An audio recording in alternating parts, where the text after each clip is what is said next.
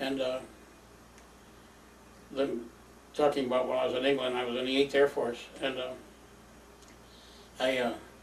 we were flying over Germany and France and flying missions, and I was wounded on 3 days after my 22nd birthday, July 13th, 1944.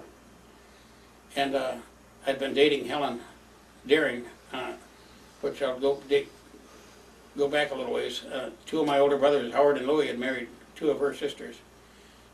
Louis married Verna, the oldest sister, and they were both born in 1914. And Howard married Eileen. Howard was a little bit older than her. She was halfway between Howard and my age. She was 5 years younger than Howard and 5 years older than me. But Helen and I started getting serious, and we agreed we were going to be married when I came home. And I'd been wounded, and I guess I was laying there 4 days later after I was wounded, feeling a little bit sorry for myself. But the male nurse came up to me, and his name, they called him Rusty. He said, "Glenn, I got a package for you." And I said, "Open it, will you, Rusty?" And he said, "Yeah." So he opened it up, and he said, "Wow." There was a picture of Helen. Going to hand me that? It's the most beautiful picture you ever saw. And all the guys in the neighboring bed said, "Who is this girl?" And I said, "Her name's Helen Deering, but one of the guys said, she looks like Ginger Rogers. She looks like Ginger Rogers. She's so beautiful." And I said, "That's the girl I'm going to marry." And so the nurse grabbed it, one of the nurses grabbed it and took the picture up and down the ward, showed it to all these guys, and they started whistling, and "You lucky guy." So we had a lot of fun over that. But that gave me. How were you wounded? Why don't we come back to that in a little while? We'll talk about the whole service thing. Sure. You want to go back to your family if you don't Okay. mind. Okay. And start, you got through Okay, I mentioned Floyd. Floyd and a Yeah, little Howard. bit about Howard. Howard was next in line, and he was a lot quieter, just as smart. In fact, somebody asked me who was the smartest one in the family, and I said Howard, but I could have said any one of them. They were all, to me, they were all very smart. But Howard had won the big spelling bee in Detroit, and he had a big, thick dictionary. He was the one that I always went to with my school problems. He showed me how to do long division before the teacher at the school ever thought of telling me. He and Veda taught me how to read. When I was in the 2nd grade, I could read just about anything. But a long division just posed a problem for a day or two. But Howard said, "It's really simple if you just break it down. Let's go to the little things and do it from the beginning." And he showed me how. So after I said, "Well, it's simple." And after I saw how to do it. But he was always my mentor, and so I looked up to him. And Floyd always had a good job.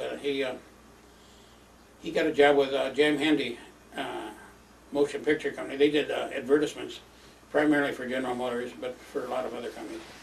But Floyd married a girl from school, Melba Terry, and they eventually got a divorce. But she would ask me to come and stay with her when he would travel. He would go he'd go all over the country. I remember going to Philadelphia and to New York and to Chicago and for this company. And he was, I believe he set up the shows for them, and he was really smart along those lines, gifted. But so I'd go and stay. I was in high school. I'd walk to school. They lived in Madison, what is later called Madison Heights. It was across 10 Mile Road. But I'd walk from there to Hazel Park High School. But they had one son. His name was Terry. He was born in 1938. And then Howard married Eileen, and they had 2 boys. Dale, I think he was born in 1938 or 39. And then Steve was born in 1941. Later they got divorced, and Howard married Gertrude Armstrong, and a real sweet lady. And they had a boy named Leonard, who I think is a terrific guy. But we had some wonderful nephews and nieces. But Louis and Verna had the first children in the family, the grandchildren of my parents. Anita and Nancy were born in February of 1937. Yeah, 37. And and then Joan was born in 1938, and then Hugh born later, 1946. But then after Howard, Louis was he was real smart. He could do so many things, and real gifted. But he married Verna Deering, Helen's older sister, and I always thought it was unique that three of us brothers married three sisters. We each one of us said that we got the pick of the litter, just teasing each other. We each thought we had the nicest girl, and that's the way you should feel about your wife. I figured she was the nicest girl I ever knew, and I still feel that way. But then Veda came along, and she was a great sister. Every brother ought to have a sister like Veda. She, before I'd go to school, she'd take Bull and I to the show. In those days it was silent movies, back in the 20s. But she'd take us to the show and sit between us because we were too noisy, sitting together.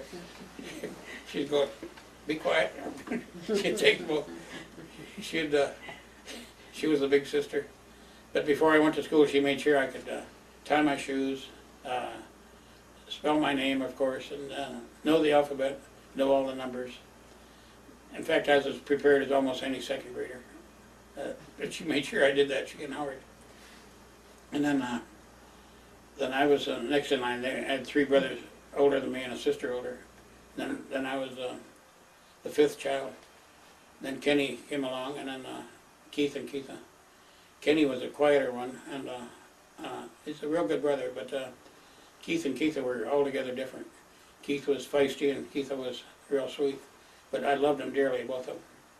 But one time, Keith and Kenny and I were walking to the, I'll back up a little bit. To get passes for the show, I would go pedal, as a lot of other kids in Hazel Park did. I'd go to the Oakdale Theater, and they would give us bills of coming attractions. And we would pedal bills around the neighborhood, way down into Detroit, and around probably a mile south of the theater, and then all through Hazel Park. So people that lived in that area knew what the coming attractions would be. And they would give us 3 free passes. My mother loved to go to the show, and so did Veda, so I would give them 2 of the passes quite often. My dad didn't care if he went to the show or not. He said, no, it doesn't bother him. He said, let the 2 of them go. So a lot of the kids would say, Glenn, well, you only have 1 pass then. And I said, well, that's okay, because Bun, my older cousin, would he'd take his pass and go in, and he'd go to the back door and open it and I'd slip in. so I'm telling you stuff that probably some kids shouldn't know, but just innocent little things.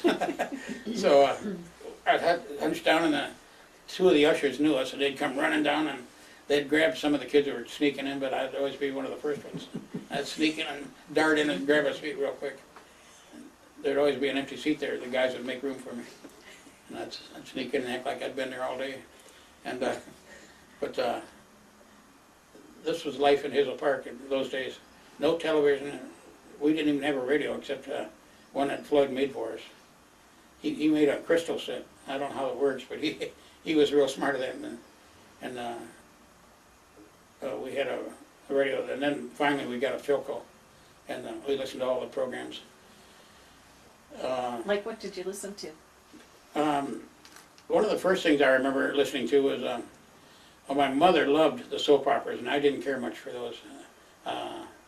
They were ongoing shows, but I knew the storylines about all of them, and I could recite them. And the story of Helen Trent, and I'd tell the miner's daughter that married a charming earl from England, and just went on and on. They would tell that same thing every day, and then they'd have another segment, episode on the show, and then the next day they would repeat half of it again, and over and over. My mother would sit there glued to the radio listening to it, and but